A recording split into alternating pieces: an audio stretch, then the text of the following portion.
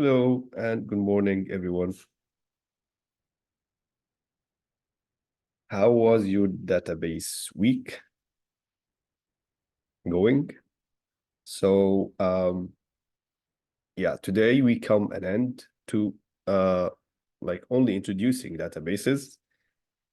So through the week we talked, we introduced databases, SQL databases, and we saw Postgres database, and then yesterday we had NoSQL database. So of course there are many solutions out there to do this, similar to the front end. Like when we were talking about the front end, we used React, but of course there is many tools out there that you could use instead of React. Similarly, you can use like there's many tools for the backend solutions as well. But as for like in the front end, HTML, CSS, JavaScript, there's no replacement to those. Those are like every browser uses HTML, CSS, and JavaScript, and all the tools just it's a way to make development using these three languages. Yeah, make development more smooth and more capable as well. So we chose React because it was popular, and it is still, I mean, popular. And we did the same for the backend. We went with Postgres and MySQL. Okay, only Postgres. Both are like MySQL and Postgres are also popular and like widely used. Now the choice is to go with SQL or NoSQL, and there's pros and cons for each, of course. In the lectures we talked about this, that okay, first you have the structure, of course. There's here in SQL there's relations. In NoSQL there's no schema. You have like a dynamic way of um, storing the data. So this is the first thing to consider. The second thing is scalability. So on the long run, when you want to expand your database, so there's difference between expanding SQL database and NoSQL database. So in SQL database, as we have seen, there is a database server, and there is there's database server, and we create databases there. Now, if you want to expand your database, you need to still work on the same server and just give the server more resources, like more CPU, more RAM. That's why when we did the Postgres on render, we saw there's metrics, there's CPU, there's RAM. This tells you how much data this server could handle. While for NoSQL, so you can add more servers basically. So if you have more data, if you expand your documents, your collections, you can add more servers that could save your data. So I'm telling you the differences, the pros and cons. So to know that this choice is not only on preference, like if you prefer, or let's say the company or the development team prefer this or that, there's many factors that they should like look at and then decide what they should pick, this like the front end, the SQL or the NoSQL. And also we have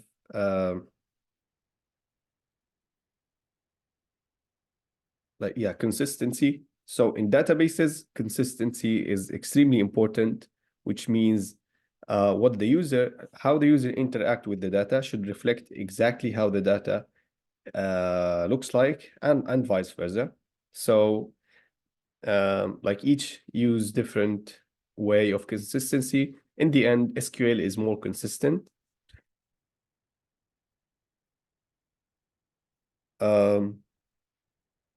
So reliability is more robust in SQL, while in NoSQL, it's more important to have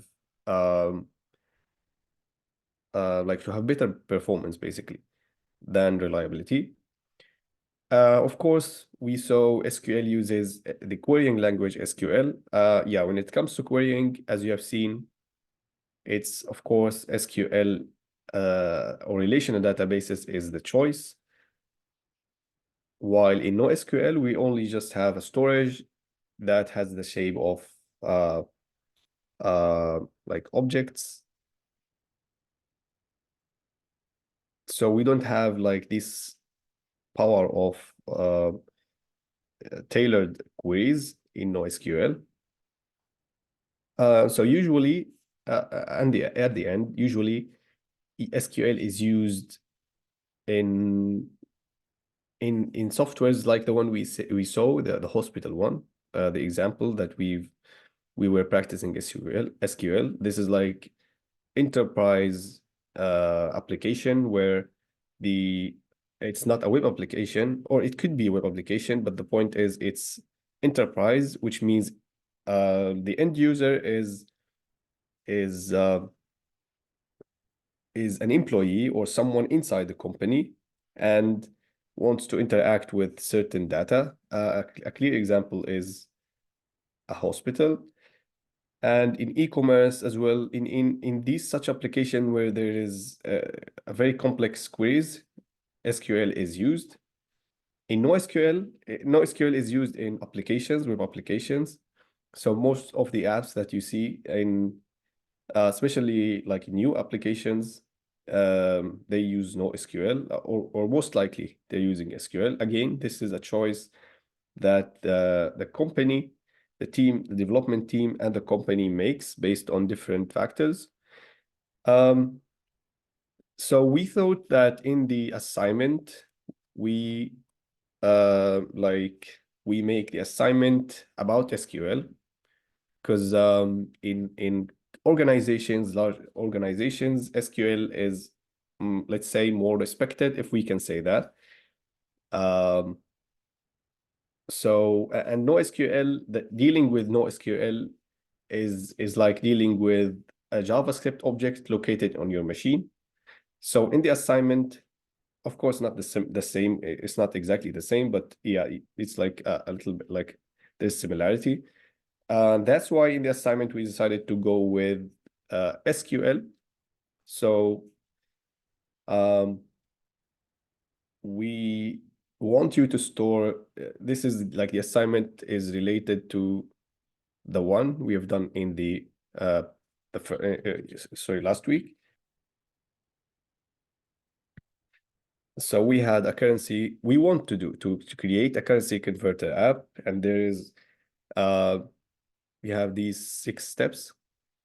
So first last week we did the Node Express server.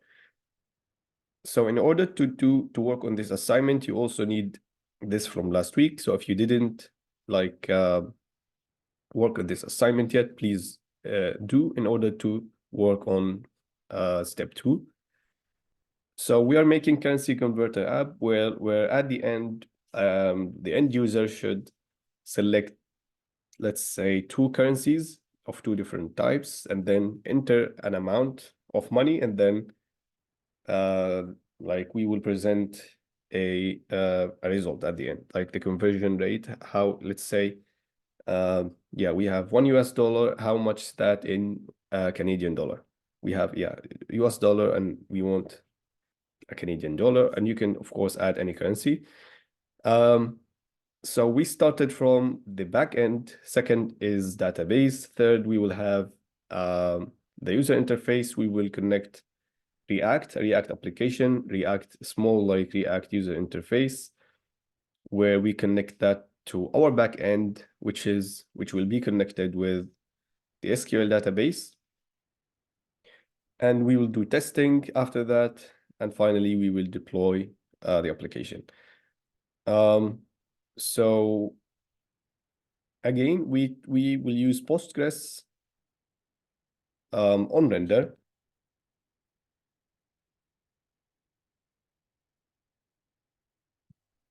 And the reason we chose Postgres, of course, it's like it's popular for sure. It's a very like popular and desirable solution or a choice of SQL databases.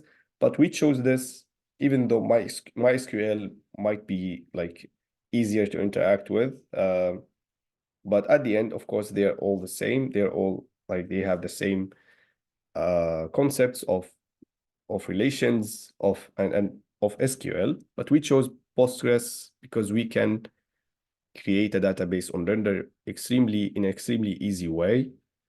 So we want you to create a database on render, then download pgadmin and connect that to your database. And after that, to connect your backend server with like this database. So here, like a detailed instruction on what is required from you in this assignment. So I will talk about each step one by one in order to make the assignment clear. So again, we don't want this to be complex or complicated. So we call them mini projects. So we want you to like see the capabilities of this, or how to do this, how to handle like connecting backend with a database server and also then connecting the front end. So there is 100 ways. There are 100 ways to create a backend server, to create a database server, to connect them and to make them communicate. So our stack is this. It's not the only way. So my point is like in the assignment, it's so the goal of the assignment is to more like see how this done in one way in this stack that we're following, like this one: Express, Node, SQLize, and the driver, and Postgres pgadmin. So to see how you can have an established solution, a robust solution for backend and database, but also to see that like how that is done, basically, to see an abstraction of how like a backend server is built, the endpoints, like the database. So in different solutions, you would have different ways to do so, especially in the syntax. Sometimes in the logic, for instance, you might not use SQLize, you might use another mapper, you might use a different database, you might use a whole different server, backend server. You could use Apache, for instance. If you have a Linux machine and you're using PHP, you're not using JavaScript. So you might use Apache, you might use Oracle, for instance, database. So that would be a totally different way of doing things. But writing endpoints, the pseudocode, or let's say the logic, is going to be the same. So this is like the second important thing, or let's say the most important thing, is knowing that like what is a backend server, what could the backend server do, like what are the database solutions, the SQL solutions, no SQL solutions, what do they provide, and so on.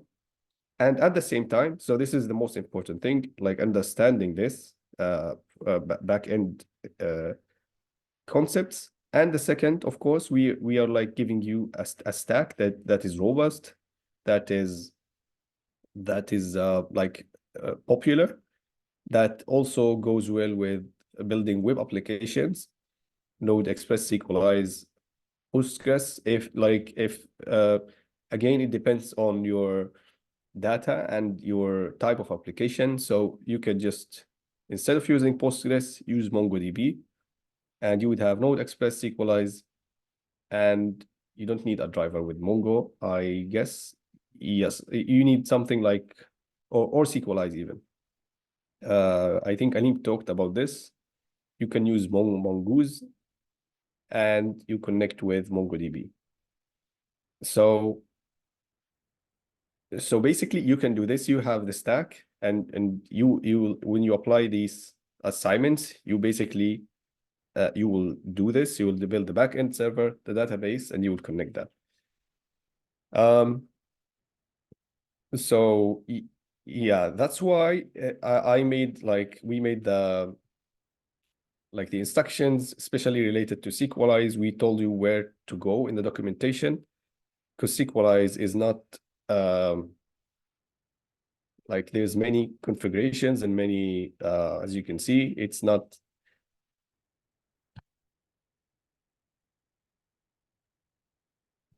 Excuse me. Like, it's not a small library. It gives us all the capabilities of SQL in JavaScript. So respectively, it should be like relatively like complicated like this, but we don't want you to stick with this, or let's say not stick, like, we don't want you to feel like you are obliged, let's say, to learn this, because at the end you might not be using this at all, either by your choice or by, like, if you want to work in a company, by the company's, like, stack, or the development team, they have different tools. So we are not, because in Sequelize we are not typing SQL, and we are not using a JavaScript, for instance, similar programming language that is that. So let's say we use React in the front end. React uses JavaScript, and like 98%, I think I read somewhere, of websites, front end websites, use JavaScript. So if you type React, and also the components are structure is, I mean, it's also popular. You can find it in different framework, but with different terms or keywords, and of course, there's difference in the details as well. So yeah, the point is, anything related to Sequelize, we added the link here. So in order to make the assignment like go smooth as much as it can. So first, okay, now in the previous assignment 1 here, you should have Node Express server running, and there's endpoints listening. You don't have Sequelize or the driver yet, but you have both, and you have an endpoint for currencies listening, for the currencies endpoint. Now we want to do the database instead of storing our data in a variable on the back end. We want that on a database that holds our data and manage how it's stored and accessed. So first you just go on render and create an instance for Postgres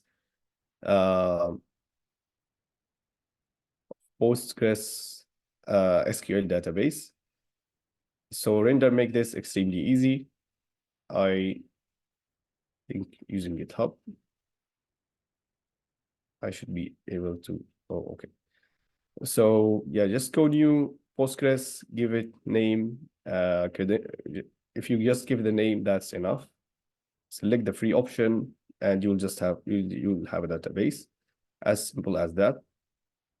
It's located somewhere on their servers. First step. Second step is to download the pgadmin, which is a graphical user interface to manage and see our data, manage our database. So after you download this, we want to connect to the server. So once you download the server is always running, as you can see available here. So, and this, I've done this 2 days ago. It's always running 24 hours. If you go to logs, you will see if anyone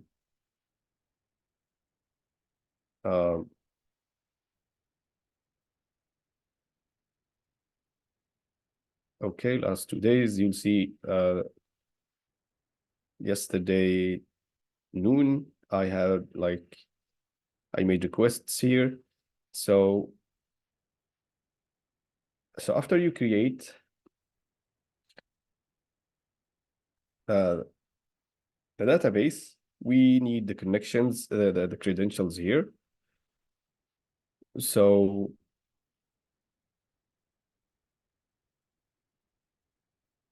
we need to connect two things again, which is pgadmin and like the backend server. So first we connect this, then we connect the server. Of course, you can do this first, or and then pgadmin first. But we want to make sure that like we want to see the database, we want to manage the database, so we connect pgadmin and then we connect Node Express. So after you download pgadmin, it's going to tell you, it's gonna show you add a new server option.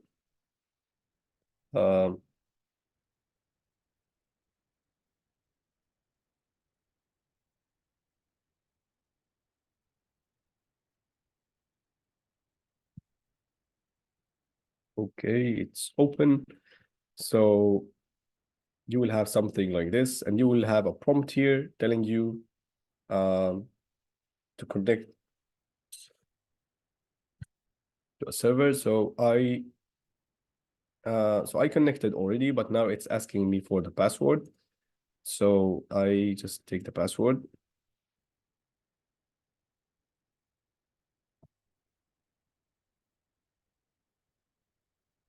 But file, it's, I think, here. Yes, so add a new server. So you need the credentials from render here. We need these 5 credentials: the port, the username, the password, the database name, and the host name, which should be somewhere here. Alternatively, we can have we can just use the URL. This URL has the username, the password, the host name, and the database server all in one place. We can copy that and use that. So if you can see with so yeah, this is step 2, which is basically connecting with pgadmin. So yeah, here we need the 5 variables because we cannot provide a URL here. So the database here, the name, which is the name of the I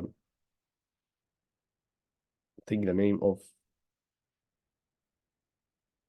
so okay, here we have the port, the username, the password, the host name. I think here the database name, yes.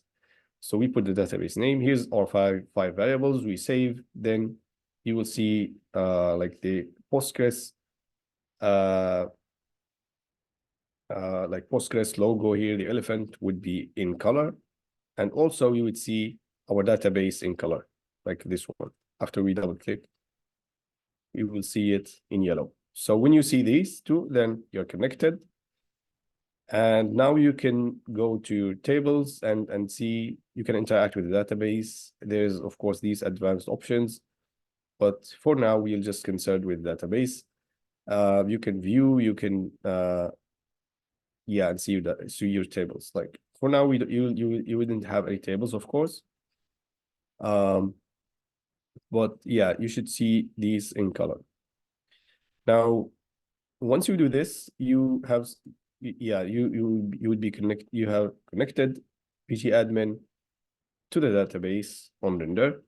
Now the second step is to do the same, but for the Node Express server.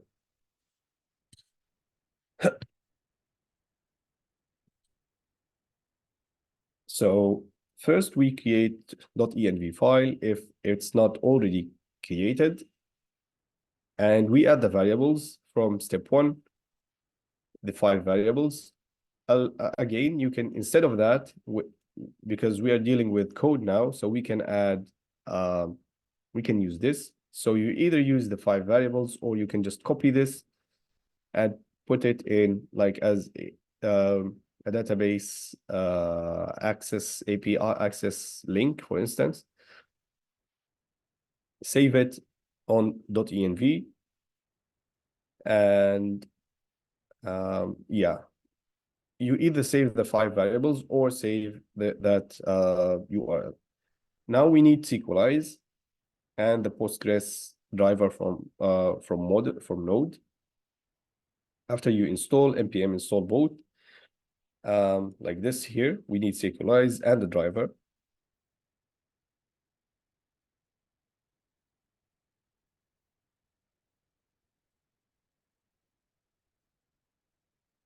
So after that, you need a configuration.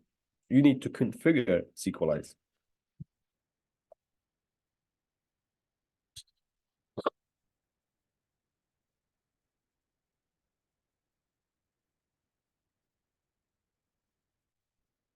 Excuse me. So I gave you the links to the sections. So if you click on any link, you will just go to the section that I'm referring to.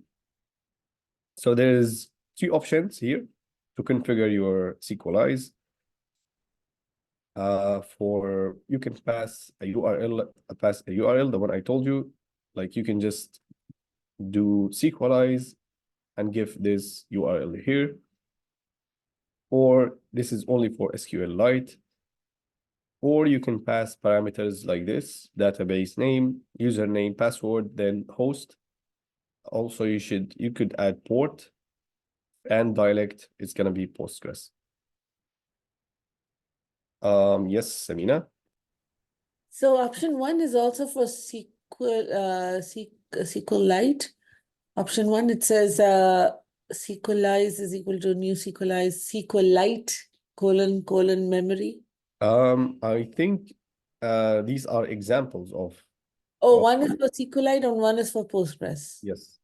So SQLite is something like this. Is like the link is going to be something like this, but Postgres is gonna be like Postgres username, password, host name, port, database name. So this is similar to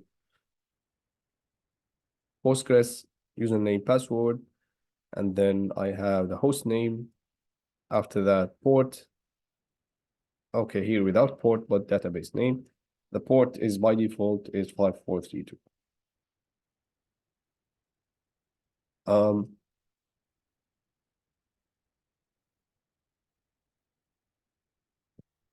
Now, once you do this configuration, it's also better to have them in a different location, let's say different file. And then we need to start defining our tables. So tables, again, and models, they're used interchangeably here in Sequelize. So you can create, you should create a models folder, one for the currency and one for the country now. So we need to add 2 tables. The first for currency, it's going to be similar to, like it's going to contain attributes similar to the attributes we had in the starter code, but there's only one difference, which is instead of country name, now we have country ID. So we should replace country name with country ID. Country ID is integer, of course. And the second model is country, which only consists of 2 attributes, ID and name. Now, to see how we can define models is you can look at this documentation. Now, these are like different cases, let's say, but okay, maybe I should also tell you about define. So to define a model in SQLize, you need to use define. Here they're using class extents. This is another way, but it's not the yeah. So you should do something like SQLize.define user, then put the attributes. So in this section, I'm referring to like different ways to define attributes. So yeah, this is what I'm referring to in this section, but you should start, of course, you can do the class thing, but it's more complicated, I would say. So to define a table in SQLize or a model, you just need import SQLize, then SQLize.define, and this is the table name, and here the column name.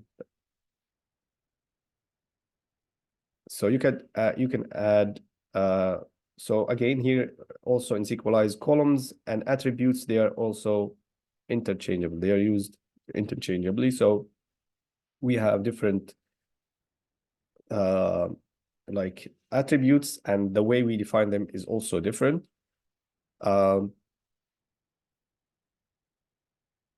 So for instance, you can define primary keys. Now, the point in SQLize is to have automatic queries that could run without us like write these queries, and of course to use JavaScript instead of SQL.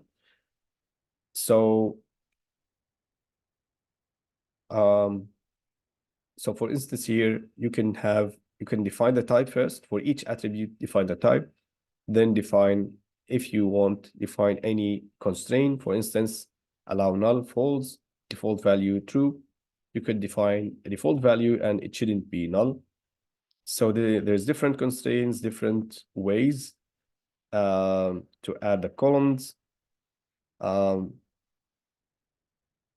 Now you can define primary keys and foreign keys. Now, okay, let's talk about primary keys. If you remember, in SQL, we have tables, and each table should contain primary key.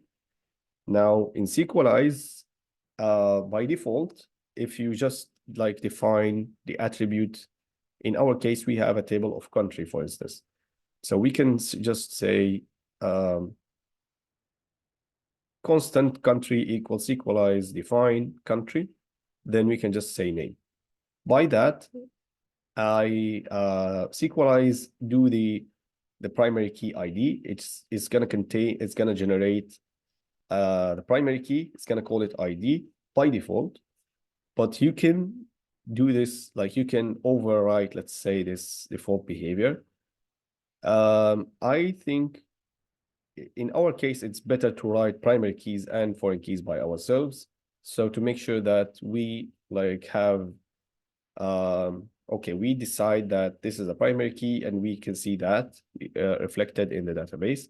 So define primary keys and foreign keys in SQLize. Yeah, I think it's better if we do so. Now, ID is a primary key in both tables. This is the only primary keys and foreign keys that you want to do. We have two tables, currencies, countries. We have ID here, ID here. Those are the primary keys.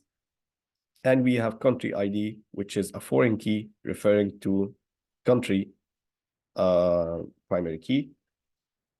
So if you go back to the, yeah, is it here? I think here. You will see here how to define primary keys. You should have type, which is data types. In our case is integer. You could have it a string, but yeah, we want that as an integer. Primary key true, you just type primary key true, and auto increment true as well. Because you might, I'm not sure, you might have certain errors if you didn't do auto increment true, because we are using Postgres on render, or maybe because it's Postgres. You might have errors. So at least for the ID, if you to define primary key, type primary key true, auto increment true. you can try without auto increment. Auto increment basically says this should be unique. So the database would create the first record as 1, the second as 2, and each one should be unique and incremented by the one comes after. This is for the ID, right? ID. Yes, exactly. This is for the ID. And even if, let's say, in the database, you deleted a record and you added a new record one more time, you would see that, okay, let's say we have 1, 2, 3, 4, 5, and we deleted 3, for instance.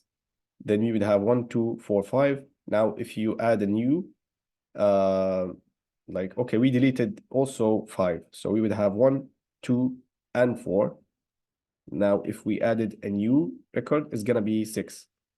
So even if you delete the record, the auto increment makes like this unique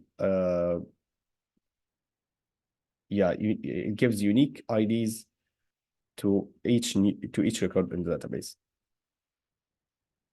So again, 2 tables, you define the tables like this, and then you define the attributes, the primary key. You have also the other attributes: currency code, string, ID, integer, country ID is integer, conversion rate, integer, I guess. Yeah, integer. You have ID integer, name as a string, this ID primary key, this ID is primary key. Of course, these are 2 models, so you'd have 2 files, each one in a different file. Now, for the foreign key, you have country ID here. You should type the foreign key like this. So when you define country ID, you should say data type. What is the data type? And then you should give a reference, the model. So for instance, the model here, you're referring in currency, you're referring to the country ID. So the model is going to be country, and you're referring to the primary key, which is ID. For this, Postgres, it's optionally possible to declare when to check the foreign key constraint, passing the deferrable type. Initially,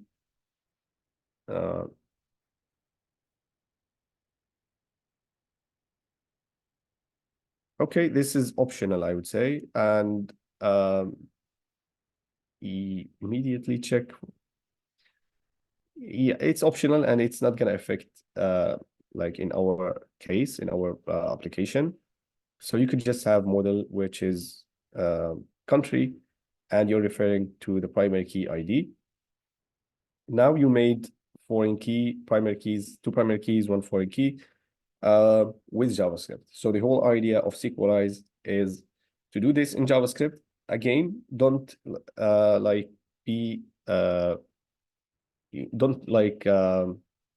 it's just an advice that the goal is to understand this, to know how it's done in Sequelize, and to know that there is a way to handle SQL in JavaScript, but like don't dive deep too much into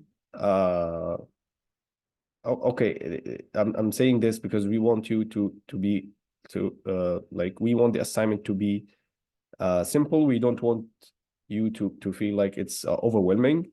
So if you find any issues related to this, please come to the labs or go back to the lectures, to the recordings, and we could help you with this. Of course, if you want to, you can of course dive into the Sequelize, like the code, functions, and so on. But yeah, so to make this like a mini project, not a big project, and because this is a one way to do this. This is we want to like, we're not learning Sequelize, rather we are using Sequelize. So yeah, this is how we do referencing of foreign keys, type, reference, what are you referring to, and the key that you're referring to. So after you define currency, you define country, define primary keys, and a foreign key here. Now,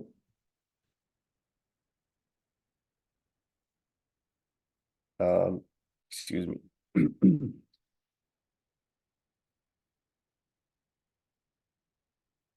Yes. So in the first assignment, you will have a route for currencies already. You have the get ID, post, delete, put as well. So we want to remove all that, or not, sorry, not remove all that. We want to remove the currencies array. So we used to save our data in the currencies array inside the route. Now we want to delete that, remove the array, and replace it with the model. So you import the model in the endpoint, the currency endpoint. You import the currency model and replace the logic. Instead of, let's say, get, you just go to the currency array and return that. Instead, you should do that with Sequelize. You can just say the model name, which is currency dot find all, for instance, and you will get back all the values from the database. So all this is done behind the scene. Our job is to define models, to connect models with our backend, with our routes, and to run to sync the database with the backend.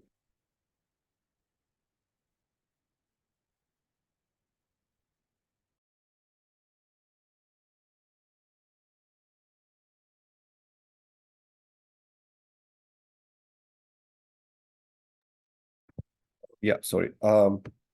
I've been sick for more than a week now, and yeah, I don't know why it's not like, yeah, I'm not getting well anyway. So yeah, you define, we remove the array and we add the model. Now we define the models, then we do the syncing at the end. I'll talk about syncing. And so the idea is to deal with the database as you are dealing with a JavaScript object. So you can imagine the model. When you import the model, you can just say author, sorry, not author. In this application is currency country, so we do currency. So currency equal the model, then currency dot, you apply Sequelize functions, currency dot find all, for instance, currency dot something. So you deal with the currency now as a JavaScript object, let's say, or JavaScript. Okay, it's not like an object, but you can imagine it's part of the code now. You can apply functions to it by just giving the name of the model and then dot. So you can look at different functions there, or you can refer to the documentation, which is under querying here, basics. Yeah, for instance, find, model find, this is the, let's say we have currencies. I want to get back all the currencies. Now I'm talking in the endpoint. So let me maybe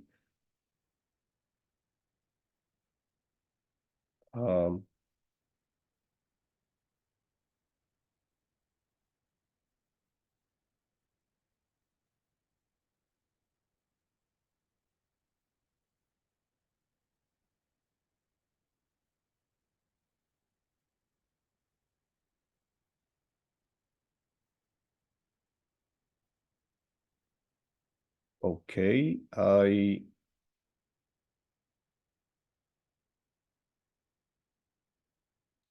anyway, so here I'm talking about like in the endpoints, I'm talking about the logic of the endpoints. So instead of currencies, like in the previous assignment, you did currencies on the array, then you did certain logic using JavaScript. Now you have access to functions, Sequelize functions like find all, find by primary key. Find all is basically similar to select in SQL. So that's why how we can like understand this is select. So we can do select attribute, select these two columns, for instance.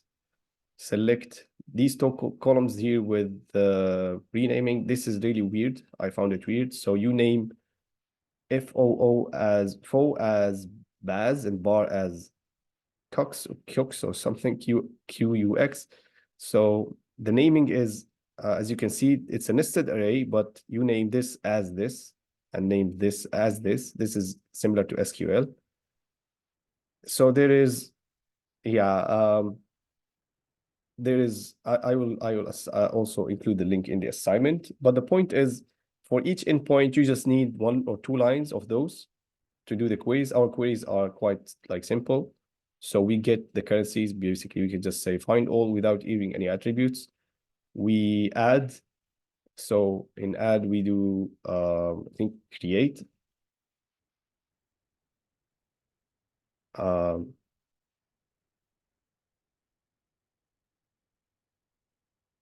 here we have bulk create. We can actually do the search here. So we can type create. Okay, this is find or create.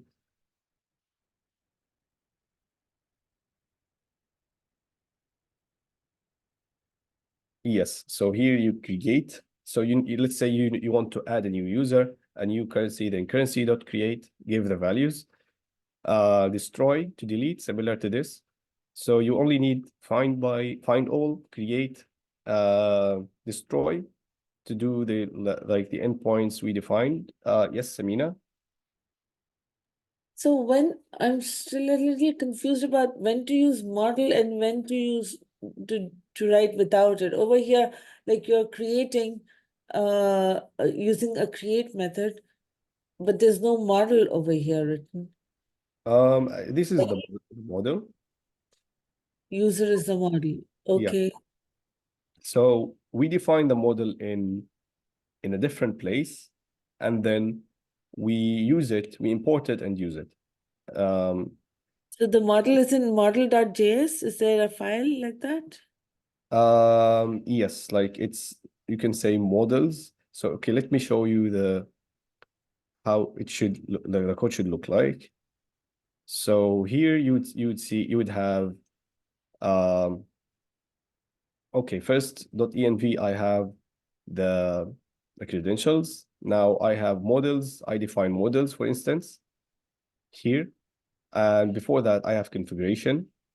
So this is the SQLized configuration. Then the models, which are the tables, and the routes. Inside the routes, you should have you should import the models. So these models. Is this code something that we've worked on in class? Oh, no. This is, I mean, this is something I did yesterday.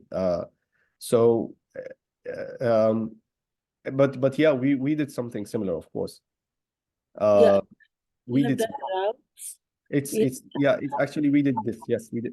Yeah, we did this, but I just added some additions yesterday. So yeah, so you do, for instance, here's configuration of SQLize.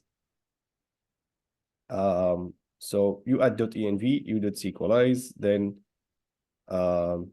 you have the model like this, for instance, and you export that, you go to the routes, import that. So after you import, you can just, for instance, here for the get item, you import the model, then you do find all, then you send. So again, there's 2 things here. This is database,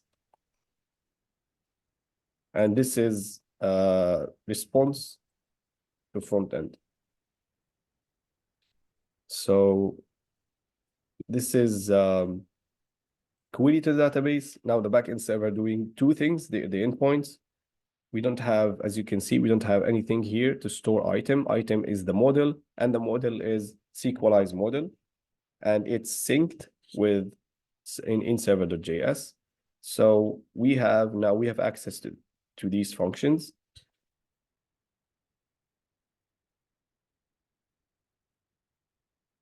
As you can see, I have methods, a lot of methods. After something, apply, before, create. So yeah, again, because we don't want to learn Sequelize, we want to use Sequelize in this assignment. So we need to find all, find by primary key, destroy, create. I think those are the main methods, but you can of course use any of those if you want to. If you want to explore this, of course you can do this.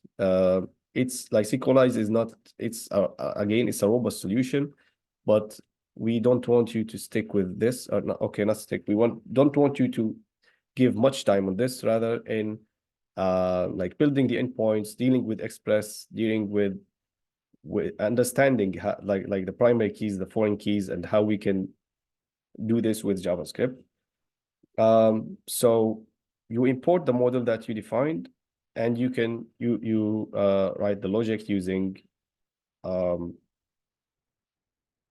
Sequelize functions.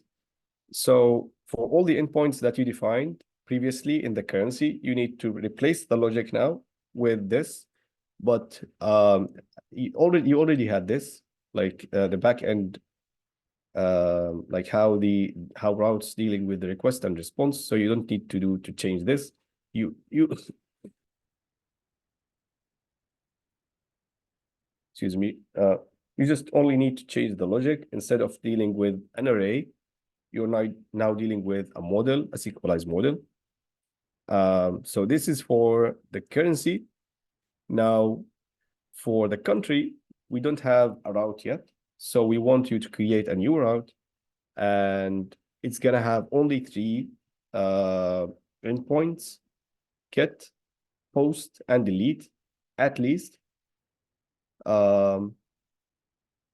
So get to retrieve all the records or the countries, post to add a new record, a new country, delete, remove one record. So if you want, you can have all the endpoints from the currency. So there is get by ID, there is put as well. Yeah, anything else? So basically you can have all these methods similarly, but to the country attributes and to the country model, or you can just have at least these get, post, and delete. So so you should be familiar with endpoints now, and that's why we are asking for 3: get, post, and delete. But again, the logic should be in Sequelize functions. Now, once you do this, you should also do the syncing. So to run Sequelize, you need to do Sequelize, define the configuration from here. Import the configuration, and then Sequelize.sync. So this would, behind the scenes, all your models here would be synced with the database. And syncing means, we talked about this, it means there's many queries and transactions happening behind the scenes. The default behavior is, if you don't have like any tables, then we will create the tables. If the tables are there, then we are not going to create anything. You have 2 options here: alter true or force true. Force true or false. Of course, you could put by default they are false. So force true means that whenever you run the server, then delete the database, delete the schema, and just apply the schema I have here. Alter is just a way, like if the tables are there, but they have different data types, different columns of different data types, alter those. But if the database contains columns that have that are not there, we don't add new ones. By default is this. So in the beginning, if you set your models correctly, and if you didn't add any tables with pgadmin, so you just need to do SQLize sync. If you had any issues, let's say, you could use force true and then delete that after that.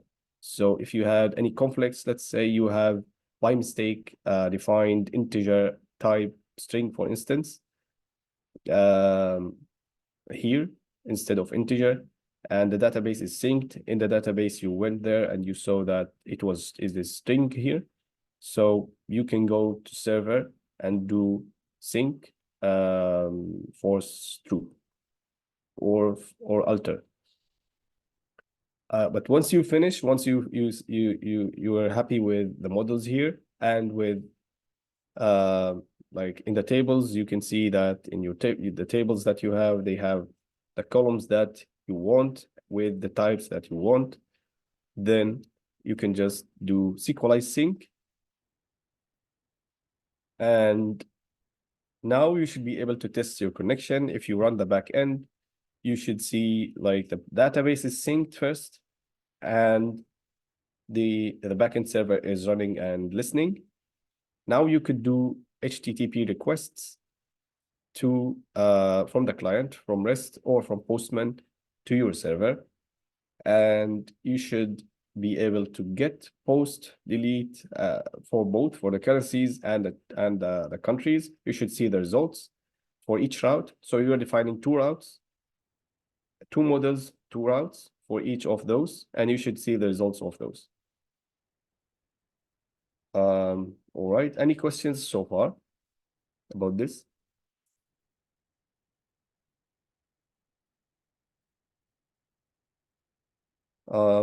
Okay, so by this you will have now Yaman, can you is there a way we could have access to the structure, the directory structure that you've made, so that we can follow it and you know the way, because usually we have examples and that's what we follow when we're writing code, you know.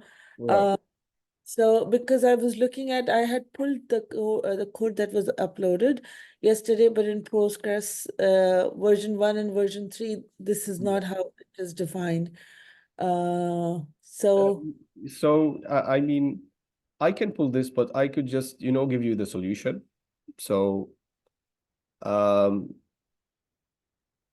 I think it's a good practice to do this by yourself. Especially I gave all the links okay. to everything, and the next week we don't have new content, so that's why this assignment looks like this.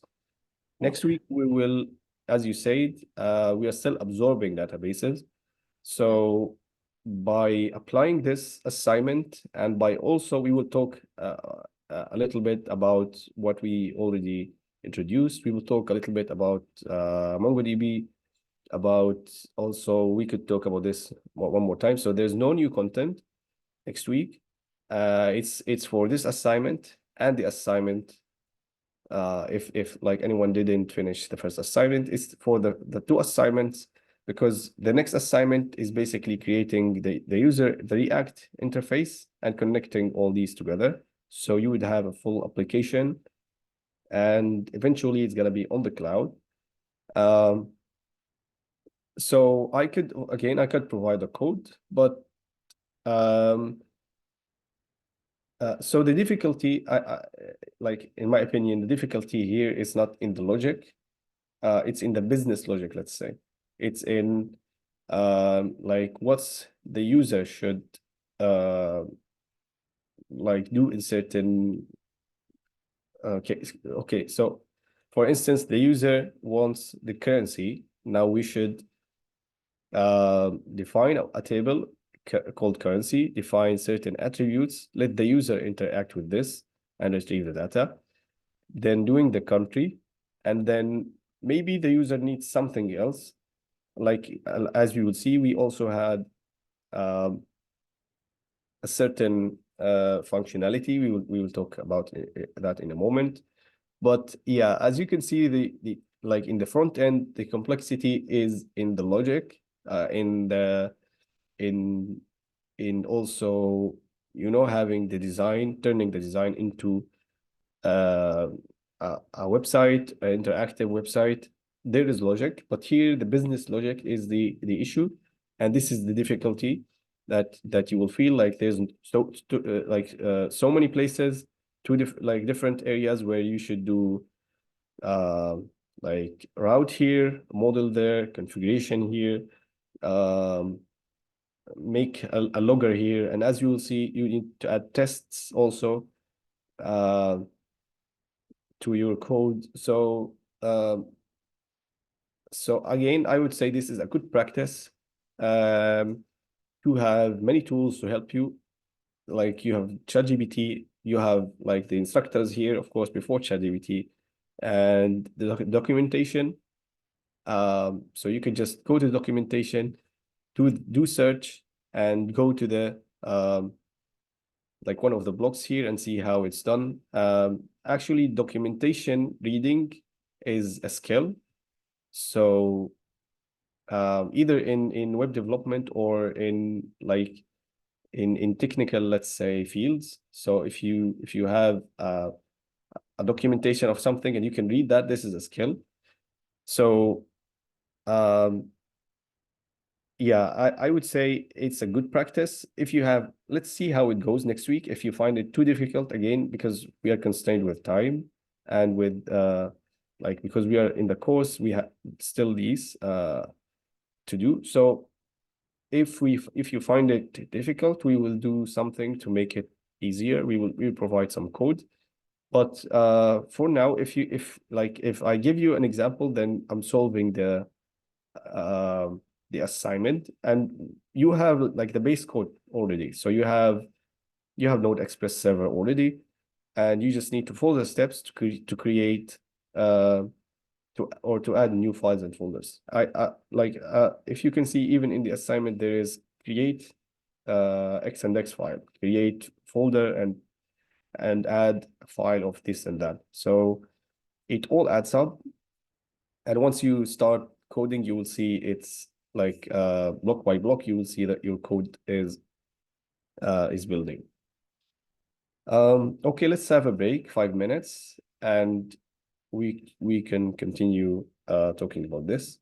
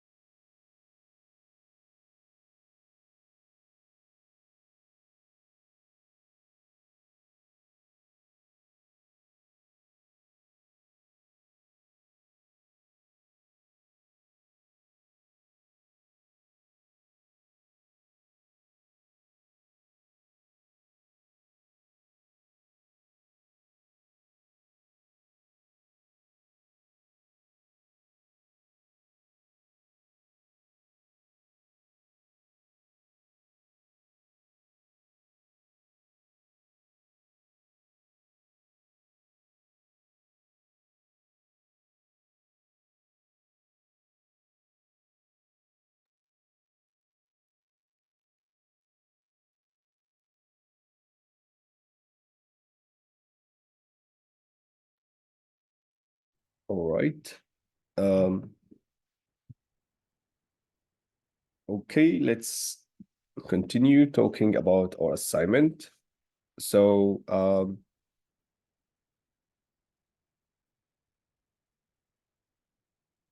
yeah, so after you define the models, you do the syncing with Sequelize, you should be able to test your connection, and you should be able as well to go to PG admin and do refresh here, and then you should be able to see your tables. The two tables should appear.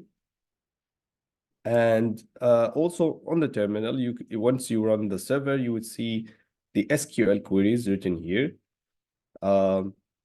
Sequelize print this, like you should see those printed here. And yeah, you should see the tables as well in PG admin. Now you can do view here, rows. So here everything is done with right click. So you right click and do view, right click and something. Now this is an example here of my database. So here you can type any SQL that you want. Okay, not here. I think this is just for the view. And if you want to review one more time, just click execute script one more time. So you don't need to right click and view because it's going to open a new tab here. But if you want to write a query by yourself, so you can use the query tool. If you want to work on your database, you can type select here.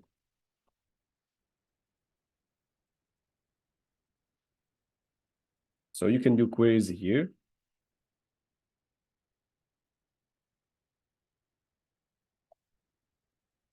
And yeah, I think we didn't talk about this. Here you have explain and analyze.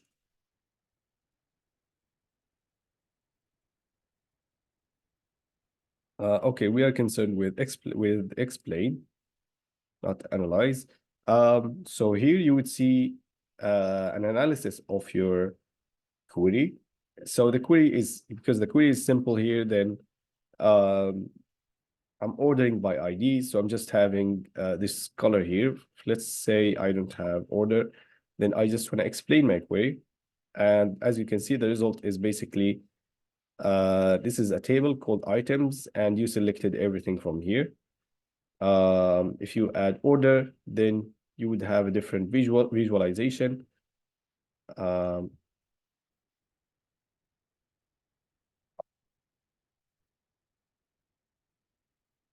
So after you do the writing, you do ordering, ascending, then you would have this. So here it's not very helpful, but in complex queries, this is really helpful because it's sometimes it's like the query get complicated, especially when joining tables and having virtual tables or having joined tables. Then you would see this in visualization. So you have the query tool here. Again, this would open a tab as well. You can jump between the tabs. You could keep just one for viewing the data to refresh and see new data coming. And so after you do the testing, you do refresh. Like let's say you add a new data, you execute the script one more time, you delete one of the records, you do execute and so on. So you test your connection is working, all the routes are working. Then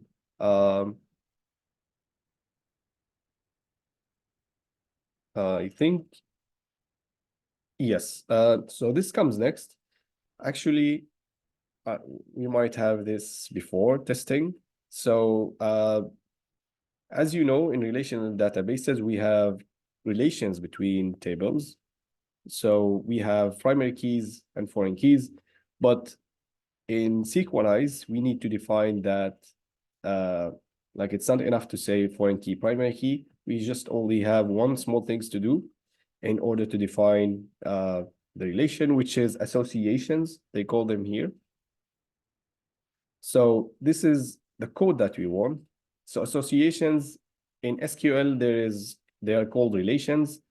We have one-to-many, one-to-one, one-to-many, and many-to-one, and many-to-many. So this is the whole page. Just talk about this associations, which are associations, relations in SQL, associations in SQLize. So if you are interested in SQL, then learning those first is better, and this page is really helpful for that. But this is the way to do it in SQLize. So if you are interested in SQL, then yeah, you should look about the relations. For instance, so for simplicity, we have one-to-one relation here in our case. Similar to this relation, we have one capital city for each country. So it's one-to-one. One record here should have a primary key for a capital city, for instance, here.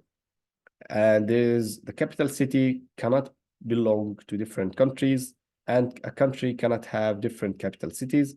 So it's one-to-one relation. Similarly is the currency code, the currency. We have one currency, one country, one-to-one. So again, we don't want you to dive deep into that. So each country should belong to one, each currency should belong to one country. So you need a one-to-one relation, and the relation here is in SQLize, it's belongs to. So here I have ship belongs to captain. So here it's like more of like a verbal description, let's say. So when you define the foreign key in the foreign key is in currency, the foreign key is country ID, you should say at the end, currency belongs to country. As simple as that. And then passing the foreign key, which is gonna be the user ID, the country ID. So this is gonna happen in the currency model after you define the attributes, and before you close the or after the closing the model. We can look at the syntax somewhere. Okay, okay, for simplicity, I think I've done something similar. Okay, here I think. Yeah, so after you define your model, then you just type item here. Okay, it's gonna be currency belongs to country, and the foreign key is the one that you defined here already, which we talked about earlier. So this makes a relation, a one-one relation with the user. It's gonna be country, and country you should import now the country model inside the currency model. Import that. So once you define this association along with the foreign key, primary key, linking, now you should be able to make joining similar to SQL join. Now for this step, we want you to create a new route inside the routes folder, and it only contain one get endpoint, and it's gonna serve this route, which is currency country name. So in this route, I want to retrieve the currency code from the currency model. So we have two models. From the currency model, I want the currency code and the country name from the country model. So you should have one attribute from here, one attribute from here, and the query on the currency model, it's gonna be on the currency model. So you should go currency. If you remember the logic of endpoints, so in items, we do queries or logic on items. On users, we do logic on users. But in currency country, we do logic as well on the model that contains the foreign key. So it's going to be currency dot something. And I provided the link as well. It's like, yeah, currency here, ship belongs to the captain. The second line says ship, find all in ship, but include captain. So if you just type include, you're basically doing an SQL join. This line make SQL join. But we are asking for certain attributes. So I don't want like all the attributes. I don't want ID, currency code, country ID, conversion rate, ID, and name. I only want pairs of currency code, country name. These two. So you can retrieve. I provided the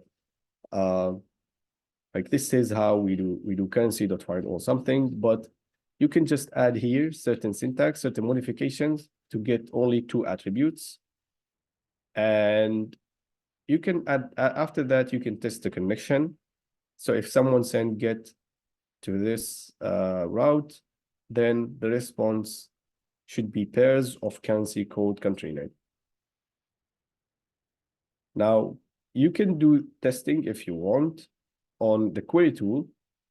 Like if you open the query tool and you do the select of join, so you can select, for instance, here currency code, country name from okay, here's gonna be currency. If you remember SQL, from currencies, public.currencies, join, you do the join on something, join country on something. If you remember the join query, you can check that online, and test is here just for testing, and you would have the results of like the pairs of currencies and country names. So this is the whole assignment. It might be like, you might find it intimidating at the beginning, but each step is basically a simple step that requires a bit of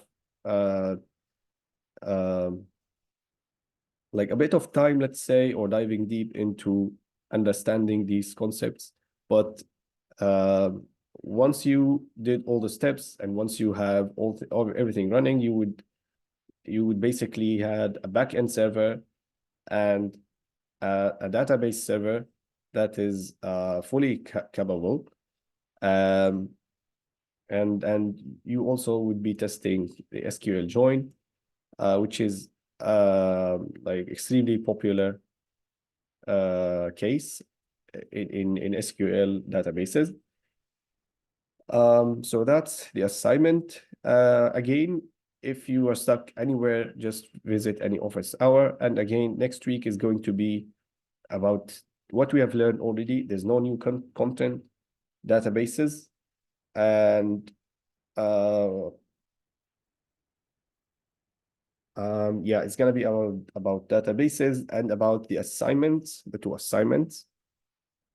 So for grading, 2 mark for just DB on render and PG admin, 2 marks for Sequelize, 2 marks for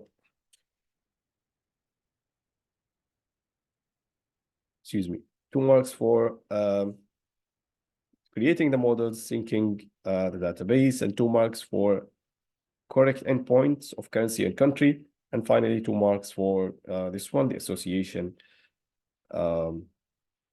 Yeah, I might like replace 9 with 10 because you might have errors here.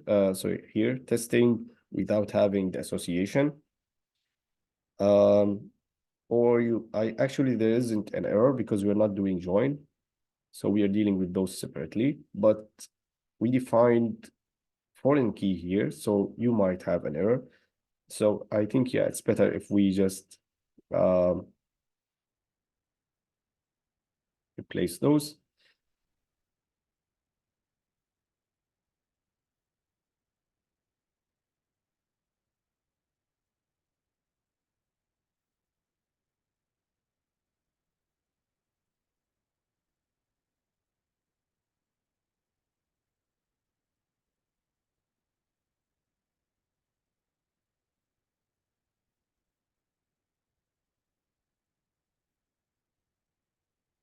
All right, and this is our assignment. Any questions or any comments even? Do you think this is difficult? This is you need code or anything else? It's a bit challenging. I would say if you could put this put the recording, so then we can follow step by step your instructions and then go from there. Sure, yeah, I'll do that. It's a bit, yes, it's not like quite straightforward, let's say, but it's rewarding. If you did this, if you implement this well, you would understand what I mean. You will feel like you grasp like a great deal of data of this like stack, let's say, of having JavaScript to interact with SQL database. Yeah, I would say it's rewarding. It's also a good practice to look at the documentation, to do the search. But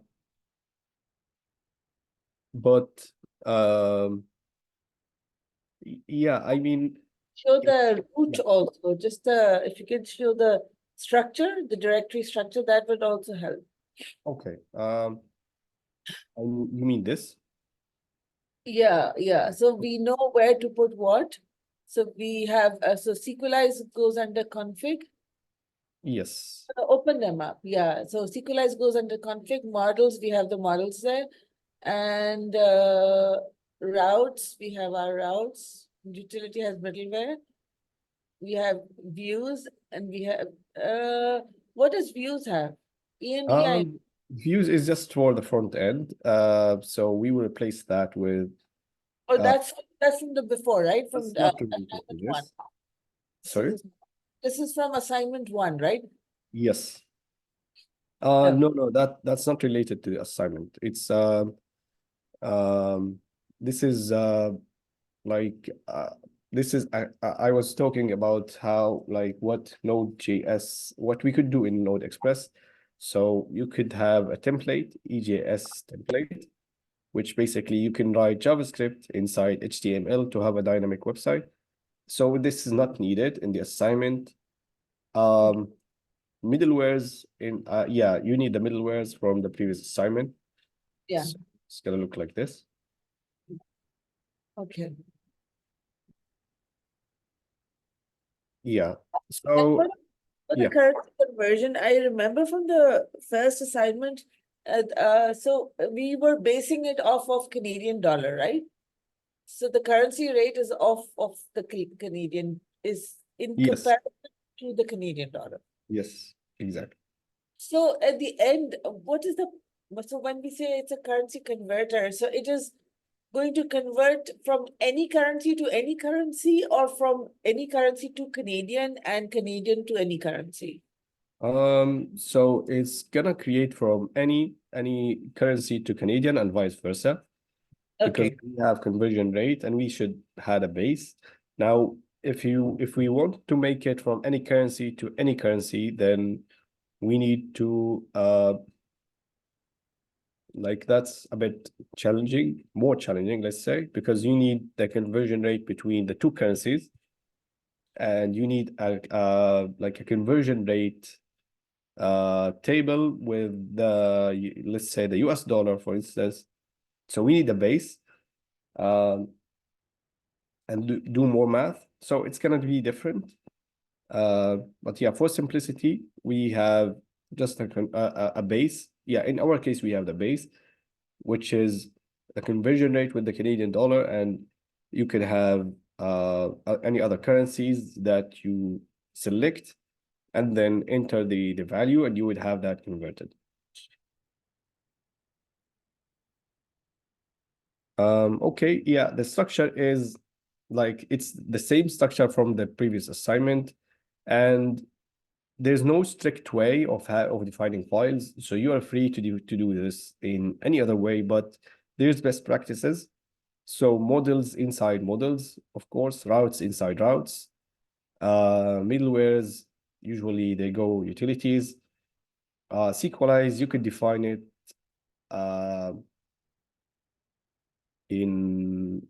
it's better to have a different file, but yeah, this is one way to have sequelize config. So this is one way to do this. There's many other ways, of course. But yeah, again, you're just building up from the previous assignment. So you're not starting from scratch. Yeah.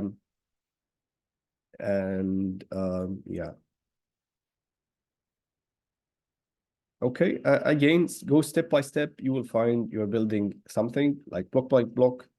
Even if you're not having this overall grasping of your code or of your server, that's fine. Writing comments would help. Like you can say, for instance, here you can type comments like what I'm doing here, why, what is this? So now you understand, okay, this is a model, but once you go somewhere else, server, and do with middlewares, you come back and you ask yourself, what was this again?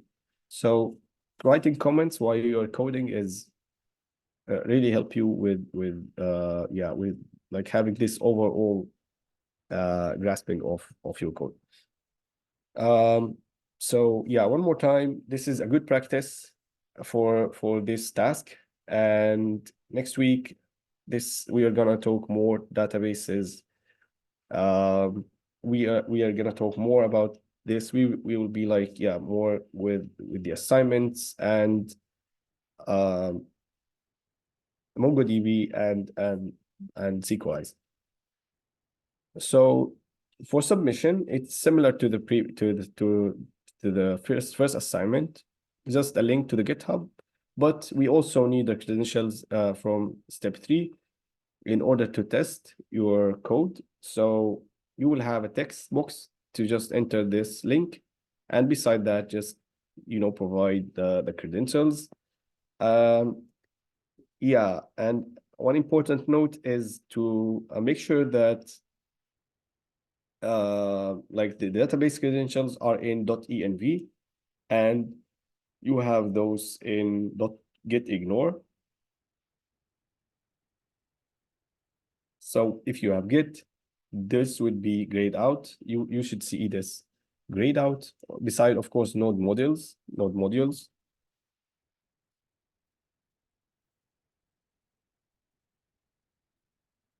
So once you save this, and if you have Git, you should see that .env is grayed out, means it's not gonna be updated to your repository, because the repository is public. We don't need the credentials to be public. But we want to test your code, to test your connection. So yeah, please add the credentials when you submit the assignment. The assignment it should be published now.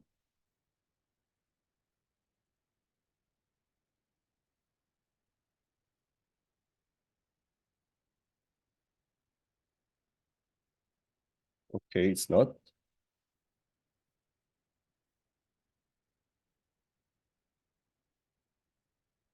All right. Okay, any other questions?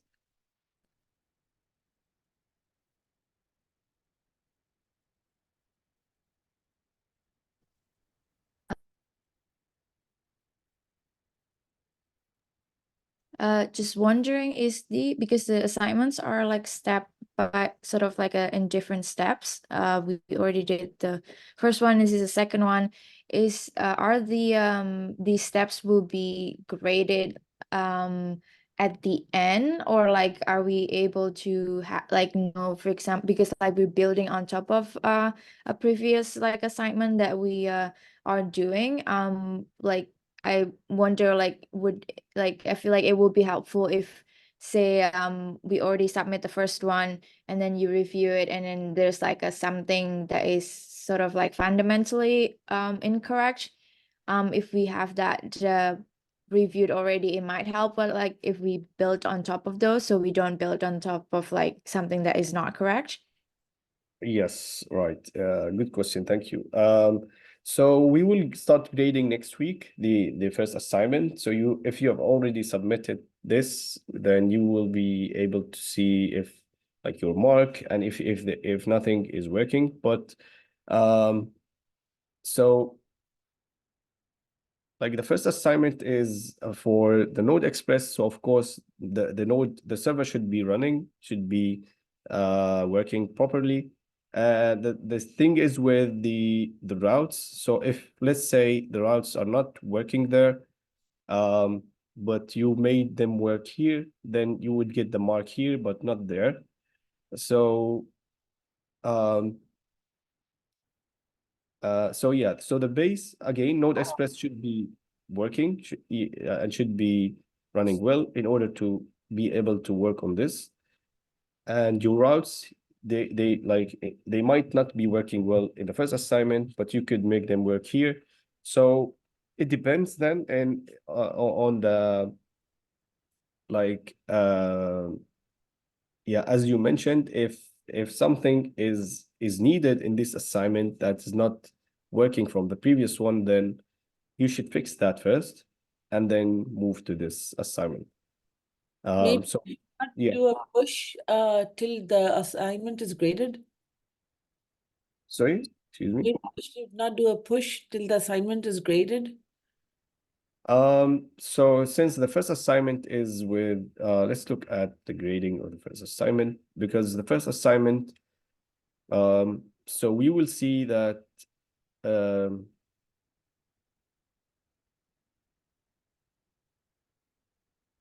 Yeah, I guess if we update something for the second assignment, like the code will be updated, no? oh right, If we yes. push it in GitHub, unless we have to like maybe create a branch and then only work on that branch until and push it only until it's graded, like the previous one. Yes, I think that's the best approach, yes, to have another branch. Thank you, I'll write that. Like to have a branch for assignment 2, and then like at some point you could just keep branching. Assignment 1, the main branch, then assignment 2, another branch, and you just, you base your assignment 2 based on assignment 1 and so on and move on. But at the end, once we finish, you can merge that into main and have all yeah, you can merge the end one with main and you would have the full code there. Yeah, I think I'll just try that to create another branch and submit the link to GitHub. So when we create the second branch for project 2, so can we share the link of that branch with the Yes. we can? You can just go to the branch and then yeah, copy the link. We can like once we grade, we can jump to your branch. If you provide the link to the repository, we can select the second branch, the assignment 2 branch basically. Okay.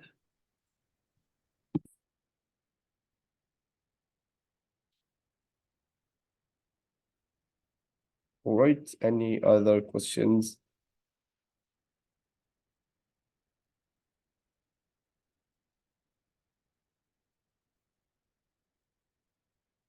So let's say you have the main branch for assignment 1, then you create a new branch based on main, call it assignment 2, work on that for assignment 2, and then once you finish, you create a third branch for assignment 3 and so on.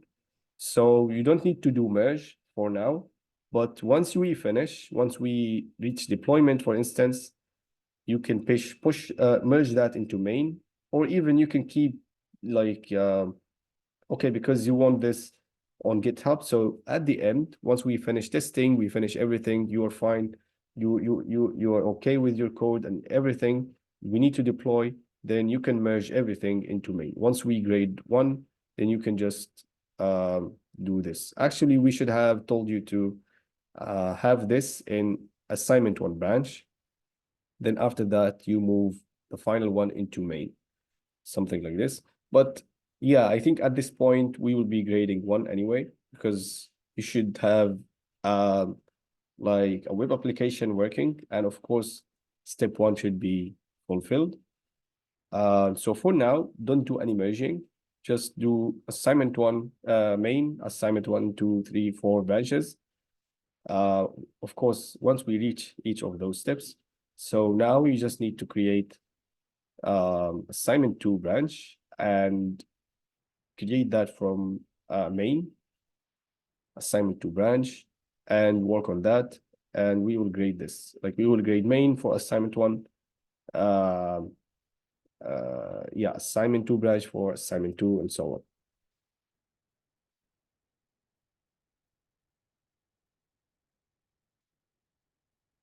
All right. Okay, we can stop now. And again, this is an opportunity to grasp this concept. If you have any questions, please let us know. And you have the resources here. Try to read the documentation by yourself. Is really a good practice. I think also Sequelize is popular to the point that there is good support online on Sequelize. So you can find a lot of resources online.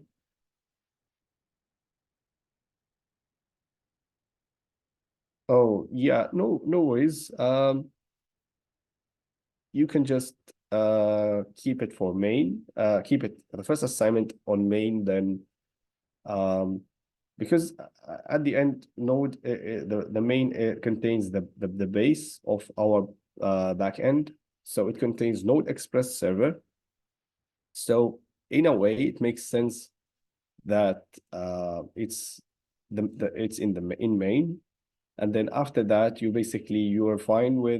done with your backend development, so you merge that into main, so you don't need the base only. And you don't need to see this step separately, because it's basically just like base routes and base Node Express server. So once you finish front end here, once we write tests, we can merge that with main. And once we deploy, we refer to main as the place of deployment.